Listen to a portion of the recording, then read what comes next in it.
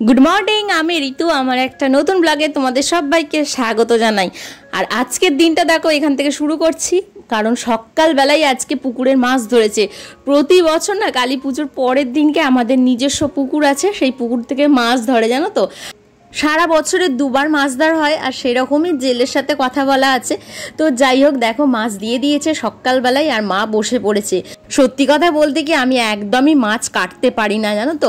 স্বরূপ কাটে, নাহলে মা কাটে। স্বরূপ কিন্তু খুব সুন্দর মাছ কাটতে পারে, আর এই বছর মায়ের খুব ইচ্ছা গেছে যে মা মাছটা কাটবে, সেই জন্য বসেও পড়েছে।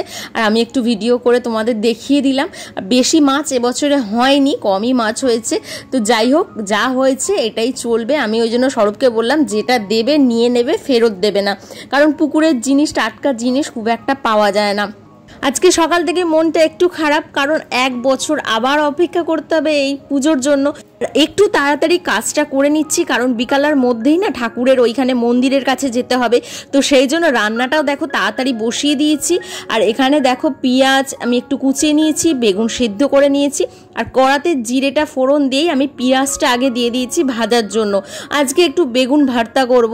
আর দেখো পেঁয়াজটা ভাজতে দিয়ে আমি এখানে 3টে ডিম বার করে নিলাম, কারণ ডিম দিতে হবে। তো যাই হোক, পেঁয়াজটা একটু লাল লাল ভাজা হতে থাক, আর এখানে আমি একটু টমেটোটা কুচিয়ে নিই। রুটি দিয়ে বেগুন ভর্তা খেতে না দারুণ লাগে, জানো তো। আমাদের তো খুবই ভালো লাগে, আর বেগুনটা অনেক দিন ধরে পড়েছিল। তো সেই জন্য মা বললো, মা না বেগুনের আজকে একটা কিছু করে ফেল। দেখো কথা বলতে বলতে নুনটাও দিয়ে দিলাম। নুনটা দেবার পর এবার দিয়ে দিচ্ছি টমেটো কুচি। টমেটো কুচিটা দিয়ে বেশ খানিকক্ষণ নাড়াচাড়া করব। আর পেঁয়াজটা না আমি খুব একটা বেশি ভাজিনি, জানো তো। একটু কাঁচা কাঁচা থাকলে পেঁয়াজটা খুব ভালো লাগে খেতে। এবার একটা বাটির মধ্যে 3টে ডিমকে আমি এখানে ফাটিয়ে নিলাম। ফাটিয়ে নিয়ে এবার এক এক করে মশলা আমি এই ডিমের মধ্যেই দেবো। দেখো প্রথমে দিয়ে দিচ্ছি হলুদ কিছুটা পরিমাণে, আর দিয়ে দিচ্ছি দেখো গুঁড়ো লঙ্কা, আর দিয়ে দিচ্ছি গরম মশলা। এটা আমি ঘরেই তৈরি করেছিলাম গরম মশলাটা, সেটাই দিয়ে দিলাম। আর এই গরম মশলার রেসিপিটা না আমি একদিন শেয়ার করে দেবো তোমাদের সাথে। এবার পেঁয়াজ আর টমেটোটার মধ্যে ডিমটা দিয়ে দিলাম। ডিমটা দিয়ে ভালো করে নাড়াচাড়া করতে থাকবো যতক্ষণ না ডিমটা একটু ভাজা ভাজা হচ্ছে। ডিমের কাঁচা স্মেলটা যতক্ষণ না যাচ্ছে ততক্ষণ আমি ভাজবো। দেখো অনেকক্ষণ ভেজে নিয়েছি। ভাজার পর দেখো দিয়ে দিচ্ছি এখানে বেগুন, মানে সিদ্ধ করে রাখা বেগুন। বেগুনের খোসাটা আমি ছাড়িয়ে নিয়েছি। ক্যামেরা নিয়ে না রান্না করার একটু অসুবিধে, আর স্বরূপ ঠিক মতো ক্যামেরা একদমই ধরতে পারে না। বাবান যাও বা ধরতে পারে, স্বরূপ কিন্তু একদমই পারে না। সেই জন্য আমি মাকে বললাম, মা তুমি একটু নাড়াচাড়াটা করো, আমি একটু ভালোভাবে দেখিয়ে দিই, কারণ এক হাতে ক্যামেরা ধরে রান্না করাটা একটু চাপের হয়ে যায়, জানো তো। তোমরা যারা ভিডিও করো তারা তো জানোই। তো যাই হোক, দেখো আমার মোটামুটি এখানে হয়ে গেছে, রান্না কমপ্লিট। এবার দেখো আমি নামিয়ে নিলাম। একবার এরকম সিম্পলভাবে বেগুন ভর্তা করে দেখো, টেস্ট কিন্তু দারুণ হয়। আমরা তো খুবই ভালোবাসি এটা খেতে। তবে হ্যাঁ, শীতকালে বেগুন ভর্তা খেয়ে যেমন একটা মজা আছে, গরমকালে কিন্তু বেগুনের সেই স্বাদটা তো থাকে না। সেই জন্য কি বলতো, একটু 19-20 তো হয়। শীতকালের সবজি একটা যেমন টেস্ট, সেটা গরমকালে কিন্তু পাওয়া যায় না। দেখে বুঝতেই পারছো যে কতটা সুন্দর হয়েছে জিনিসটা। তো দেখো চলে এসেছি ঠাকুরের এখানে।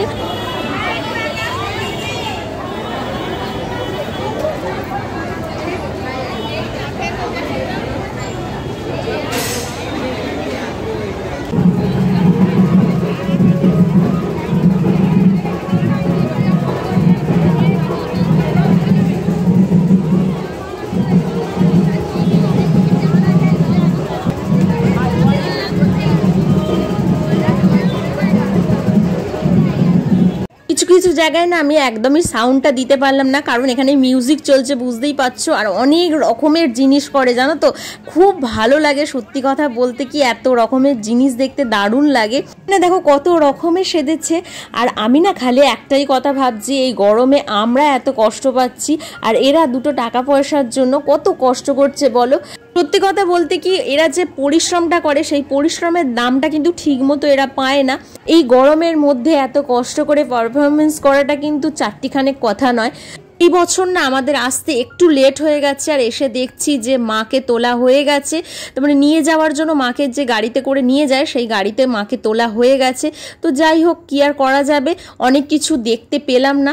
গল্প করতে করতেই একটু দেরি হয়ে গেল। বাড়িতে অনেকজন আছে তো, সেই জন্য কথাবার্তা বলতে বলতে গল্প করতে করতেই দেরি। তার উপরে তো আবার সাজগোজ আছেই।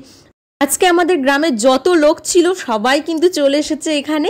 বাড়িতে আজকে কেউই নেই, বাড়িতে থাকতে কারোরই ইচ্ছা করবে না। আর দেখো মাকে একবার দর্শন করিয়ে দিলাম। মাকে না দর্শন করা তো আমি ঠিকমতো পারছি না, ভিড়ের মধ্যে আমি কোথায় যে যাব সেটাই খুঁজে পাচ্ছি না।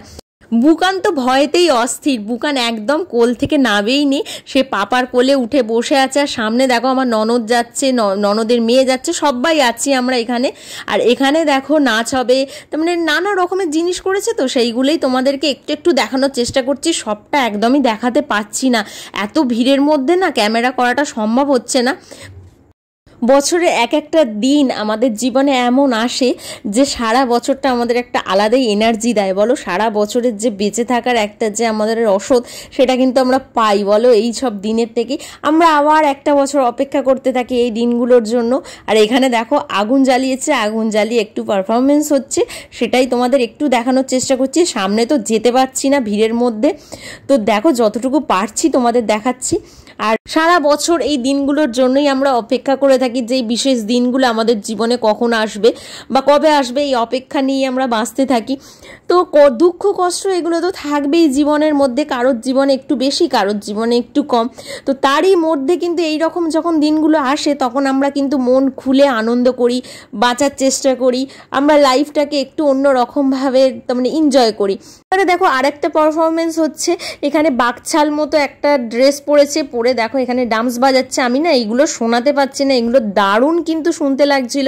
আর এখানে যেহেতু গান চলছে সেই জন্য কপিরাইট ক্লেম এসে যেতে পারে, সেই জন্য শোনাতে পারছি না, আমার নিজেরও খারাপ লাগছে। এগুলো যদি তোমাদের শোনাতে পারতাম খুব ভালো লাগতো, জিনিসগুলো এত সুন্দর করেছে, খুব ভালো লাগছে দেখতে। ডিজে তো আছেই, তার মানে ইয়াং জেনারেশনের জন্য ডিজে তো একদম মাস্ট, ডিজে তো থাকবেই। দেখতেই পাচ্ছ ডিজে চলে এসেছে, সবার শেষে ডিজে ছিল, এবার সবার প্রথমে ডিজে যাবে, তারপরে এক এক করে সব পারফরমেন্সগুলো যাবে। আর এখানে দেখো যত ইয়ং ছেলে মেয়ে আছে সব এখানে, বউয়েরাও চলে যাবে, বউয়েরাও যে ডিজের কাছে যাবে না তা কিন্তু নয়, প্রত্যেকটা বউ কিন্তু নাচ করতে করতে ডিজের সাথে যাবে।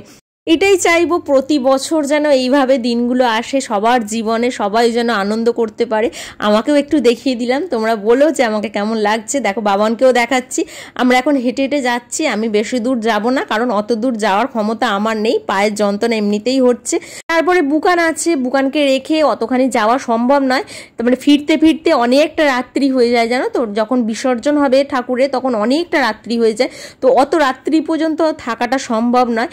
এখন বেজে গেছে প্রায় 10টার মতো, তো যাই হোক বাড়ি গিয়ে এবার খাওয়া দাওয়াও করতে হবে, শুতে হবে, কাল থেকে স্বরূপের অফিস আবার। আর বাবানের একটু নাচ দেখিয়ে দিলাম, এখানে দেখো কত নাচছে, তার মানে এই মুহূর্তগুলো সত্যি বাবানও বলে মা বছরের একটা দিন একটুখানি আনন্দ করতে দাও, আজকে কোনো কিছু তুমি বলবে না।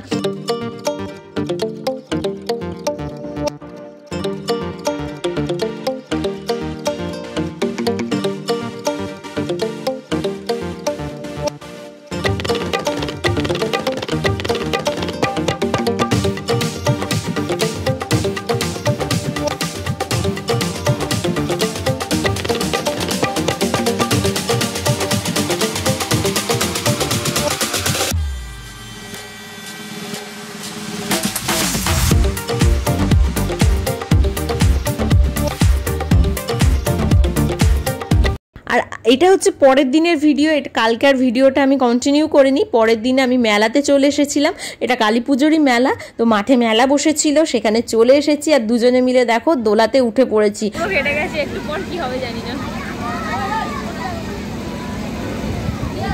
অবস্থা খারাপ, নামতে পারবো কিনা আমি সন্দেহ করছি।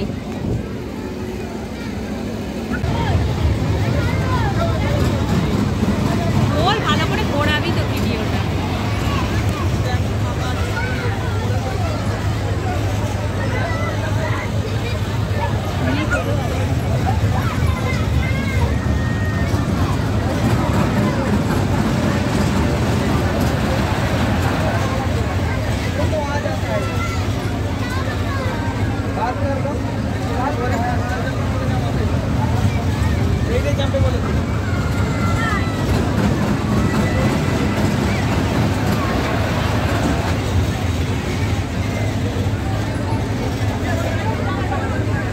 স্বরূপ আর বুকানো দেখো দোলাতে উঠে পড়েছে, সেটা তোমাদের দেখিয়ে দিলাম। তাহলে চলো ভিডিওটাকে আজকে এখানেই শেষ করছি, পরের আবার নতুন একটা ভিডিও তোমাদের সাথে দেখা হবে। তোমরা সবাই ভালো থেকো, সুস্থ থেকো, সাবধানে থেকো। আজকের মতো টাটা।